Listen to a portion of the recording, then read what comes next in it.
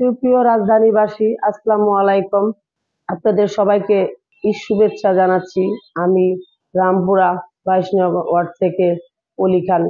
উপলক্ষে আপনারা সবাই কেউ দেশে যাবেন, কেউ দেশে থাকবেন, সবাইকে ঈদ অভিনন্দন। দেশের পরিস্থিতি ভালো হলে জনগণ যাকে ভালো বলবে, যাকে রায় দিবে, আমরাও তার পক্ষে যাব। এখন সামনের যুগে কি আসবে, যদি বিএনপি আসে বিএনপি দিকে যাব। ভালো কাজ তো সবসময় করি, এখনো করার ইচ্ছা আছে, সামনেও করব।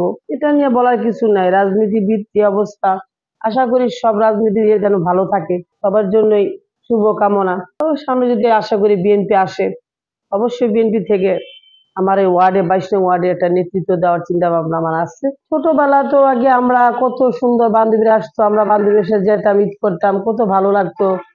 মানে সে আনন্দটাই অন্যরকম ছিল। এখনো হয়, এখনো ফ্যামিলিগত বাবা মা ভাই বোন ছেলে মেয়ে নিয়ে অনেক আনন্দ করি।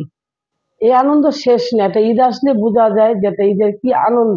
এখন আমার জীবনে একটা স্মৃতি আছে। 2020 সালে আমরা 3 বোন, 2 বোন মারা গেছে, এখন আমি একাই আছি। এটাই এখন আর আমাদের অতটা আর স্মৃতি নাই। এটাই একটা জীবনের স্মৃতি। আগে বোনরা ছিল, খুব আনন্দ করতাম। এখন আর 4 বছর ধরে ঈদে আর এত আনন্দ আমার নাই। তার আগে অনেক অনেক অনেক ঈদে আমরা অনেক আনন্দ করছি। আমার ভিতরে নাই আর কি। এখন এই নিজের বাচ্চা আছে, বোনের বাচ্চা আছে, ওদেরকে নিয়ে সুন্দর ঈদ করি কোনো রকম। মহল্লাবাসী আসে, সকাল থেকে অনেক লোকজন আসছে আমার সাথে ঈদে আনন্দ ভোগ করার জন্য। আপা কেমন আছেন, আপনার জন্য আসছি। তার বাসায় সময় না খেয়ে তারা আমার বাসায় সময় খাওয়ার জন্য আসতে বলছে, শুধু আমার ব্যবহারের জন্য। আমার ভালোবাসার টানে সবাই চলে আসছে, আসে, এখনো আসে। ঈদ শুভেচ্ছা সবাইকে, ঈদের অভিনন্দন। সবার ঈদ খুব সুন্দর হোক।